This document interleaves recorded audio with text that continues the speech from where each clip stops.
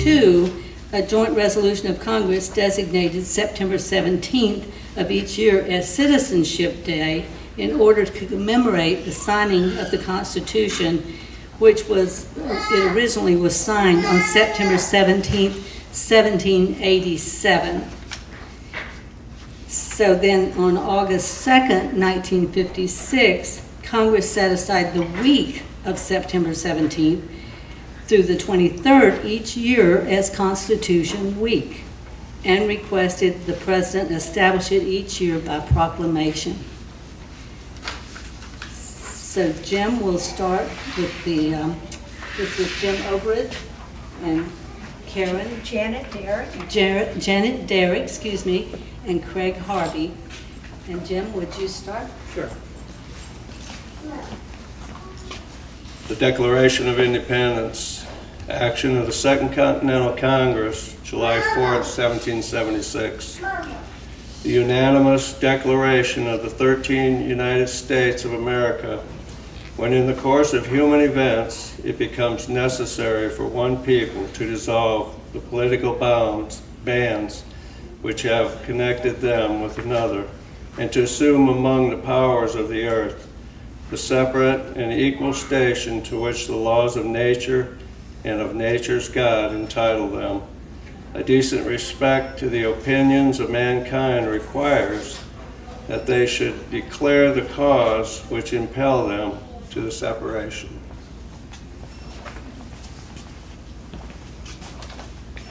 We hold these truths to be self-evident, that all men are created equal, that they are endowed by their Creator with certain unalienable rights, that among these are life, liberty, and the pursuit of happiness, that to secure these rights, governments are instituted among men, deriving their just powers from the consent of the governed,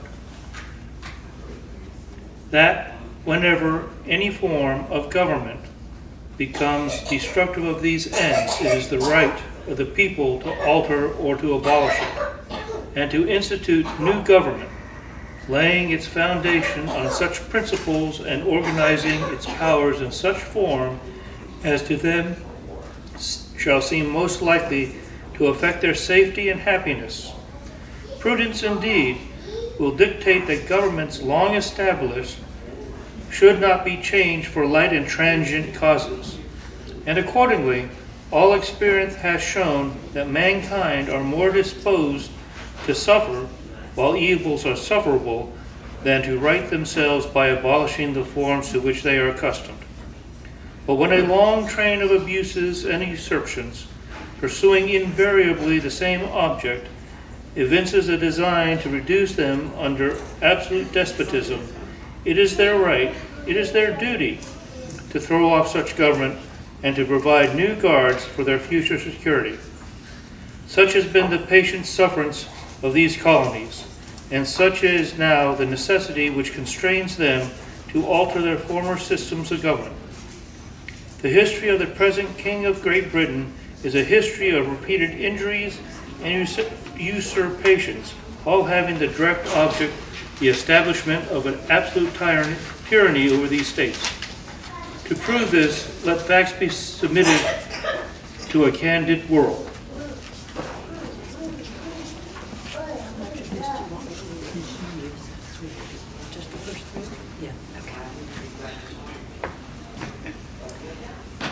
He has refused to assent to laws the most wholesome and necessary for the public good. He has forbidden his governors to pass laws of immediate and pressing importance, unless suspended in their operation till his agent should be obtained. And when so suspended, he has utterly neglected to attend to them. He has refused to pass other laws for the accommodation of large districts of people, unless those people would relinquish the right of representation in the legislature, a right inestimable to them and formidable to tyrants only. He has called together legislative bodies in places unusual, uncomfortable, and distant, from the depository of his public records for the sole purpose of fatiguing them into compliance with his measures. He has dissolved representative houses repeatedly for opposing with manly firmness his invasions on the rights of the people. He has refused for a long time after such dissolutions to cause others to be elected, whereby the legislative powers incapable of annihilation has returned to the people at large for their exercise. The state remaining in the meantime exposed to all the dangers of invasion from without and convulsions within.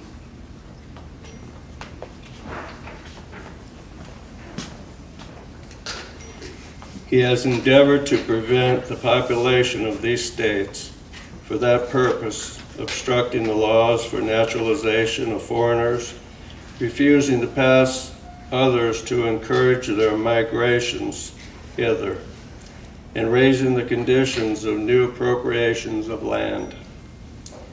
He has obstructed the administration of justice by refusing his assent to laws for establishing judiciary powers.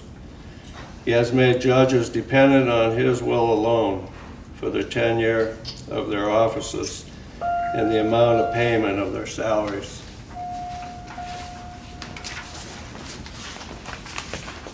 He has erected a multitude of new offices and sent hither swarms of officers to harass our people and eat out their substance. He has kept among us, in times of peace, standing armies without the consent of our legislatures. He has affected to render the military independent of and superior to the civil power. He has combined with others to subject us to a jurisdiction foreign to our Constitution and unacknowledged by our laws, giving his assent to their acts of pretended legislation, for quartering large bodies of armed troops amongst us, for protecting them by a mock trial from punishment for any murders for which they should commit on the inhabitants' estates, for cutting off our trade with all parts of the world, for imposing taxes upon us without our consent, for depriving us in many cases of the benefits of trial by jury, for transporting us beyond the seas to be tried for pretended offenses.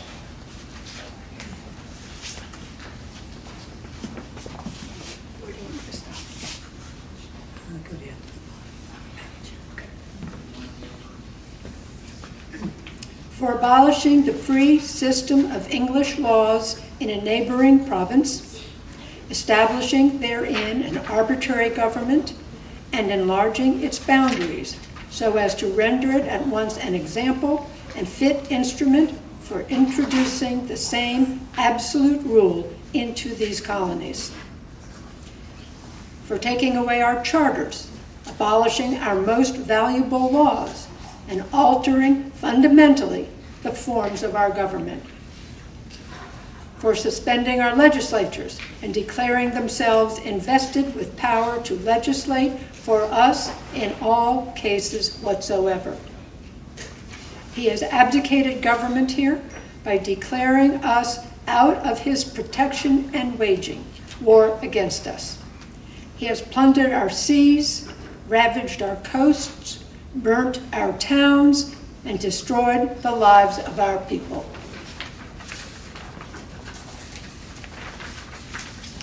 He is at this time transporting large armies of foreign mercenaries to complete the works of death, desolation, and tyranny already begun with circumstances of cruelty and perfidy, scarcely paralleled in the most barbarous ages and totally unworthy the head of a civilized nation.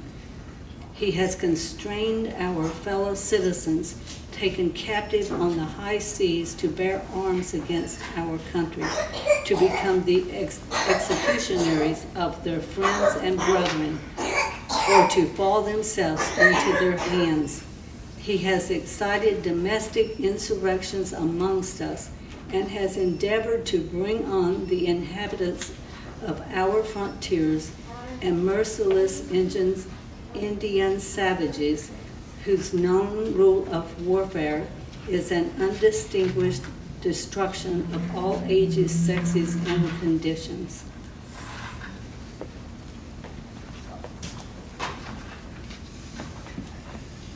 In every stage of these oppressions, we have petitioned for redress in the most humble terms. Our repeated petitions have been answered only by repeated injury. A prince whose character is thus marked by every act which may define a tyrant is unfit to be ruler of a free people. Nor have we been wanting in attentions to our British brethren. We have warned them from time to time of attempts by their legislature to extend an unwarrantable jurisdiction over us. We have reminded them of the circumstances of our immigration and settlement here. We have appealed to their native justice and magnanimity.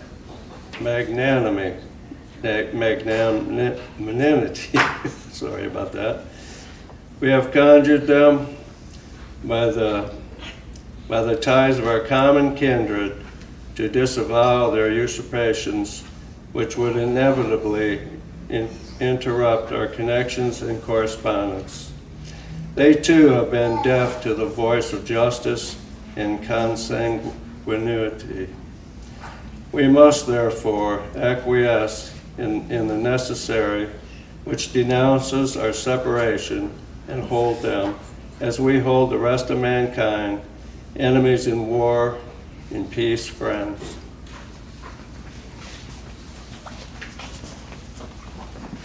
We, therefore, the representatives of the United States of America, in General Congress, assembled, appealing to the Supreme Judge of the world for the rectitude of our intentions, do, in the name and by the authority of the good people of these colonies, solemnly publish and declare that these united colonies are, and of right ought to be, free and independent states, that they are absolved from all allegiance to the British Crown, and that all political connections between them and the state of Great Britain is and ought to be totally dissolved, and as free and independent states, they have the full power to levy war, conclude peace, contract alliances, establish commerce, and do all other acts and things which independent states may of right do. And for the support of this declaration, with firm reliance on the protection of divine providence, we mutually pledge to each other our lives, our fortunes, and our sacred honor. The rest of the declaration is signatures of the authors, and so we'll, rather than read all the names, we'll just go straight into the Constitution. The preamble. It's all four readings.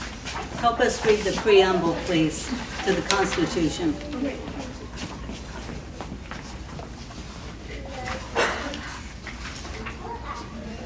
I'll share.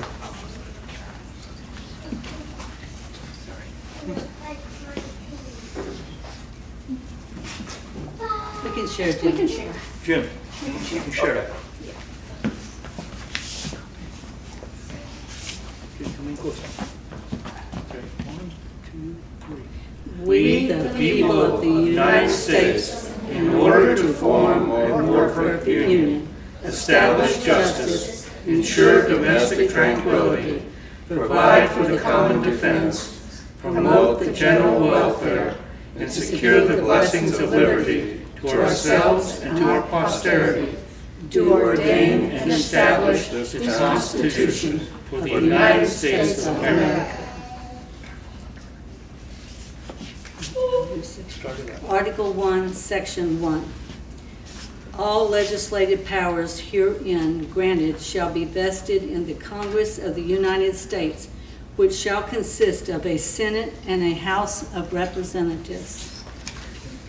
How much do you want to read? Section 2. Section 2. Article 1, Section 2. The House of Representatives shall be composed of members chosen every second year by the people of the several states and the electors in each state shall have the qualifications requisite for electors of the most numerous branch of the state legislature. No person shall be a representative who shall not have attained to the age of 25 years, and in 7 years a citizen of the United States, and who shall not, when elected, be an inhabitant of that state in which he shall be chosen. Representatives and direct taxes shall be apportioned among the several states which may be included within this union according to their respective numbers, which shall be determined by adding to the whole number of free persons, including those bound to service for a term of years, and excluding Indians not taxed 3/5 of all other persons. The actual enumeration shall be made within 3 years after the first meeting of the Congress of the United States, and within every subsequent term of 10 years, in such manner as they shall by law direct. The number of representatives shall not exceed 1 for every 30,000, but each state shall have at least 1 representative. And until such enumeration shall be made, the state of New Hampshire shall be entitled to choose 3, Massachusetts 8, Rhode Island and Providence Plantations 1, Connecticut 5, New York 6, New Jersey 4, Pennsylvania 8, Delaware 1, Maryland 6, Virginia 10, North Carolina 5, South Carolina 5, and Georgia 3. When vacancies happen in the representation from any state, the executive authority thereof shall issue writs of election to fill such vacancies. The House of Representatives shall choose their speaker and other officers, and shall have the sole power of impeachment. Article 1, Section 3. The Senate of the United States shall be composed of 2 senators from each state, chosen by the legislature thereof, for 6 years, and each senator shall have 1 vote. Immediately after they shall be assembled in consequence of the first election, they shall be divided as equally as may be into 3 classes. The seats of the senators of the first class shall be vacated at the expiration of the 2nd year, of the second class at the expiration of the 4th year, and of the third class the expiration of the 6th year, so that 1/3 may be chosen every 2nd year. And if vacancies happen by resignation or otherwise, during the recess of the legislature of any state, the executive thereof may make temporary appointments until the next meeting of the legislature, which shall fill such vacancies. No person shall be a senator who shall not have attained to the age of 30 years and been 9 years a citizen of the United States, and who shall not, when elected, be an inhabitant of that state for which he shall be chosen. The Vice President of the United States shall be the President of the Senate, but shall have no vote unless they are equally divided. The Senate shall choose their other officers, and also a President pro tempore in the absence of the Vice President, or when he shall exercise the office of the President of the United States. The Senate shall have the sole power to try all impeachments. When sitting for that purpose, they shall be on oath or affirmation. When the President of the United States is tried, the Chief Justice shall preside, and no person shall be convicted without the concurrence of 2/3 of the members present.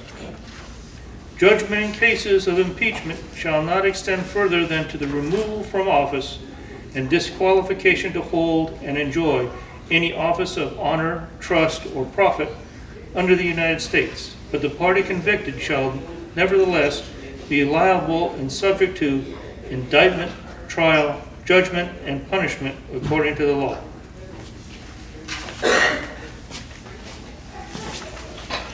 Article 1, Section 4. The times, places, and manner of holding elections for senators and representatives shall be prescribed in each state by the legislature thereof. But the Congress may at any time by law make or alter such regulations, except as to the places of choosing senators. The Congress shall assemble at least once in every year, and such meeting shall be on the first Monday in December, unless they shall by law appoint a different day.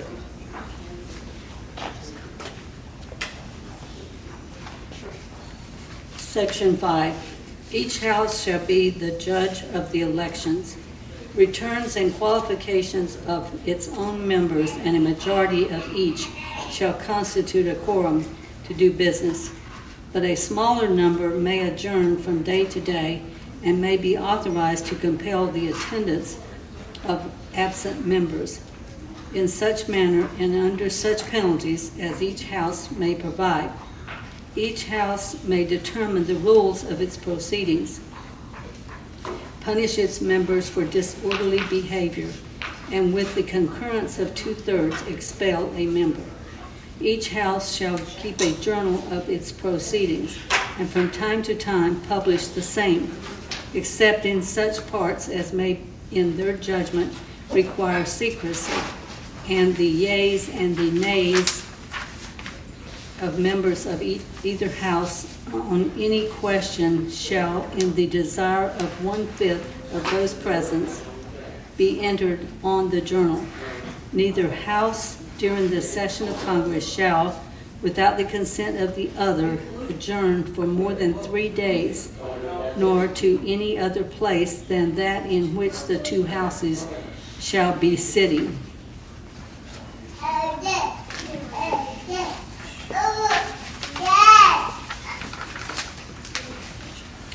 Article 1, Section 6. The senators and representatives shall receive a compensation for their services to be ascertained by law and paid out of the Treasury of the United States. They shall, in all cases except treason, felony, and breach of the peace, be privileged from arrest during their attendance at the session of their respective houses, and in going to and returning from the same. And for any speech or debate in either house, they shall not be questioned in any other place. No senator or representative shall, during the time for which he was elected, be appointed to any civil office under the authority of the United States, which shall have been created, or the emolument whereof shall have been increased during such time. And no person holding an office under the United States shall be a member of either house during his continuance in office. Article 1, Section 7. All bills for raising revenue shall originate in the House of Representatives, but the Senate may propose or concur with amendments as on other bills. Every bill which shall have passed the House of Representatives and the Senate shall, before it becomes a law, be presented to the President of the United States.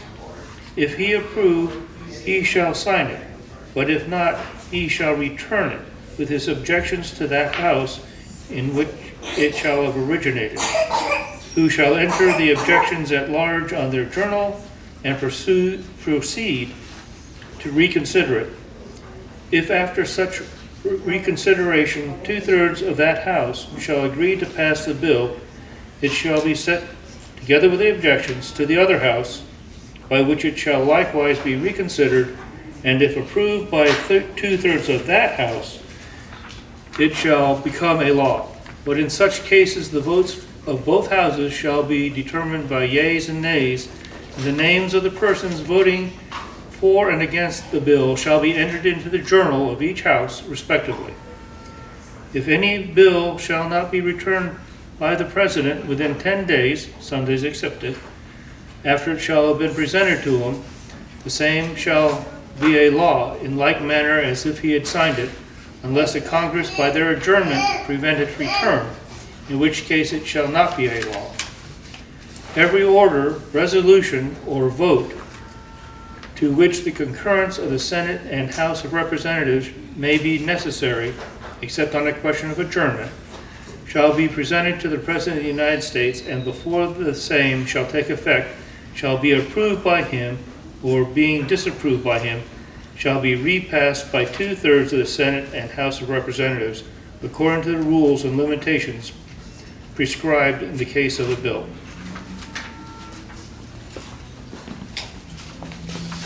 Article 1, Section 8. The Congress shall have power to lay and collect taxes, duties, imposts, and excises, to pay the debts and provide for the common defense and general welfare of the United States. But all duties, imposts, and excises shall be uniform throughout the United States, to borrow money on credit to the United States, to regulate commerce with foreign nations and among the several states and with the Indian tribes, to establish a uniform rule of naturalization and uniform laws on the subject of bankruptcies throughout the United States. Coin money, regulate the value thereof, and a foreign coin, and fix the standard of weights and measures. To provide for the punishment of counterfeiting the securities in current coin of the United States, to establish post offices and post roads, to promote the progress of science and useful arts by securing the limited times to authors and inventors the exclusive right to their respective writings and discoveries, to constitute tribunals inferior to the Supreme Court, to define and punish piracies and felonies committed on the high seas, the offenses against the law of nations, to declare war, grant letters of marque and reprisal, and make rules concerning captives on land and water, to raise and support armies, but no appropriation of money to that use shall be for a longer term than 2 years, to provide and maintain a navy, to make rules for government and regulation of the land and naval forces, to provide for calling forth the militia to execute the laws of the Union, suppress insurrections, and repel invasions, to provide organizing, arming, and disciplining the militia, and for governing such part of them as may be employed in the service of the United States,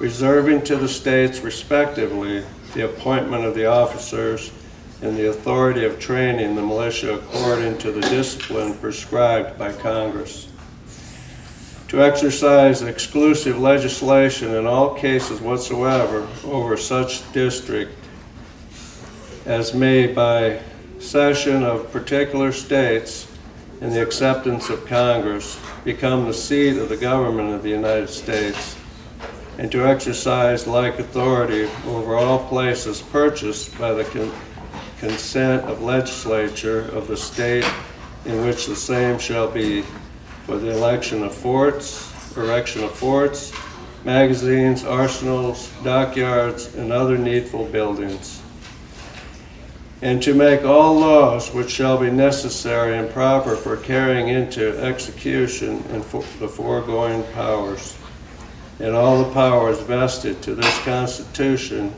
in the government of the United States or in any department or officer thereof.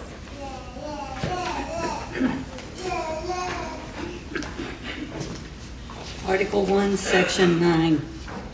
The migration or importation of such persons or any of the states, as any of the states now existing shall think proper to admit, shall not be prohibited by the Congress prior to the year 1808, but a tax or duty may be imposed on such importation, not exceeding $10 for each person. The privilege of the writ of habeas corpus shall not be suspended unless when in case of rebellion or invasion the public safety may require it, No bill of attainder or ex post facto law shall be passed. No capitulation or other direct tax shall be laid unless in proportion to the census or enumeration herein before directed to be taken. No tax or duty shall be laid on articles exported from any state. No preference shall be given by any regulation of commerce or revenue to the ports of one state over those of another, nor shall vessels be bound to or from one state be obliged to enter, clear, or pay duties in another. No money shall be drawn from the treasury but in consequence of appropriations made by law, and a regular statement and account of the receipts and expenditures of all public money shall be published from time to time. No title of nobility shall be granted by the United States, and no person holding any office of profit or trust under them shall, without the consent of Congress, accept of any present emolument, office, or title of any kind whatever from any king, prince, or foreign state.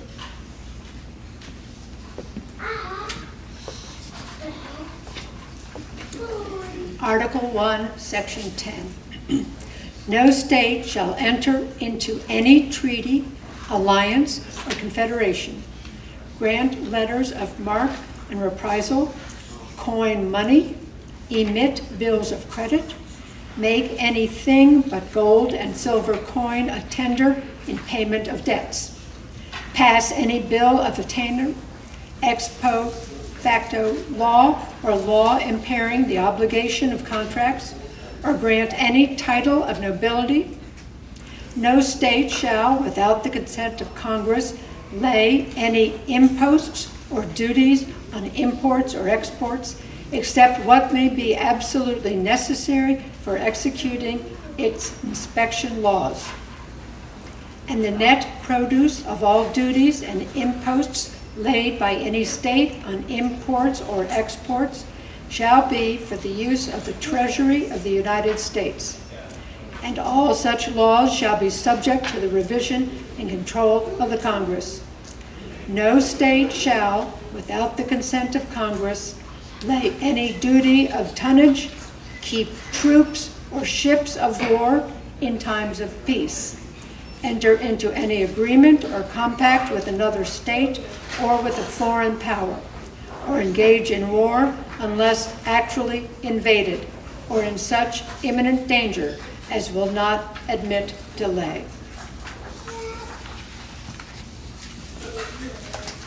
Okay. So now we're going to go over to the Bill of Rights.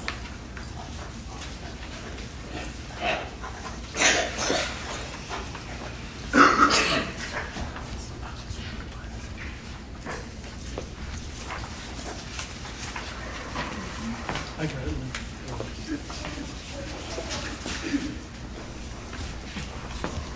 Bill of Rights, the first 10 amendments. Article 1.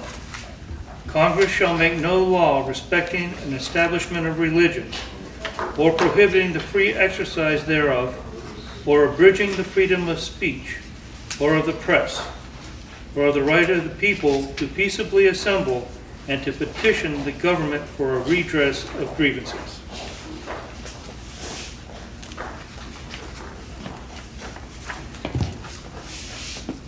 Article 2. A well-regulated militia, being necessary to the security of a free state, the right of the people to keep and bear arms shall not be infringed.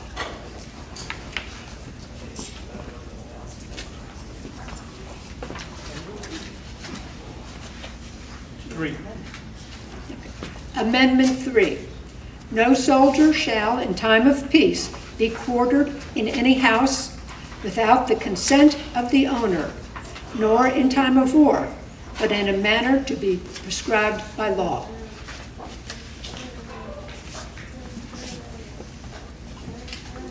Amendment 4.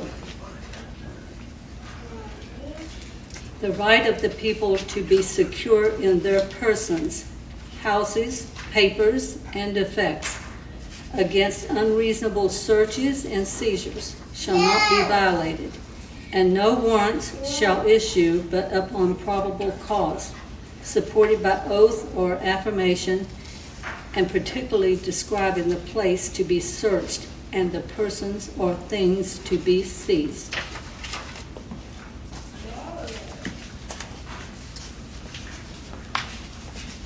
Article 5, the Fifth Amendment.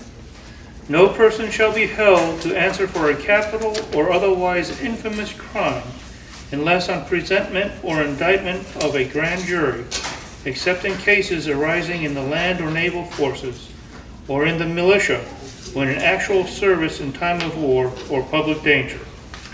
Nor shall any person be subject to the same offense to be twice put in jeopardy of life and limb, nor shall be compelled in any criminal case to be a witness against himself, nor be deprived of life, liberty, or property without due process of law, nor shall private property be taken for public use without just compensation.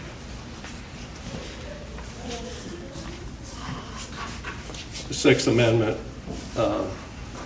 In all criminal prosecutions, the accused shall enjoy the right to a speedy and public trial by an impartial jury of the state and district wherein the crime shall have been committed, which district shall have been previously ascertained by law, and to be informed of the nature and cause of the accusation, to be confronted with the witnesses against him, to have compulsory process by obtaining witness in his favor, and to have the assistance of counsel for his defense.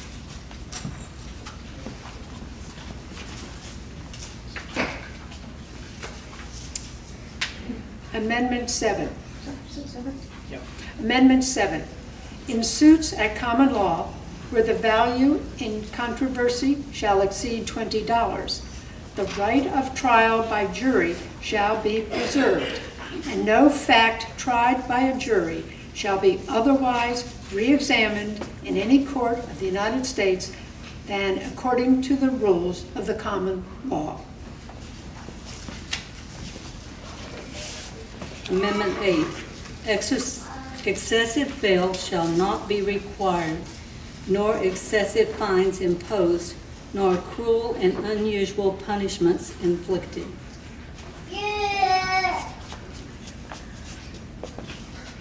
The enumeration in the Constitution of certain rights shall not be construed to deny or disparage others retained by the people.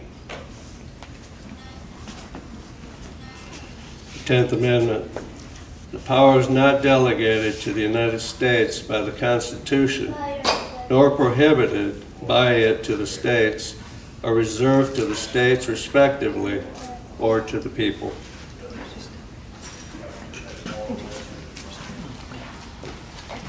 Thank you all, and I encourage you to continue reading your Constitution and the remainder of the Bill of Rights. And we have materials for you. We even have a handout of the signers of the Declaration and a little blurb about each signer. And we welcome you to take those with you. Thank you very much for being here.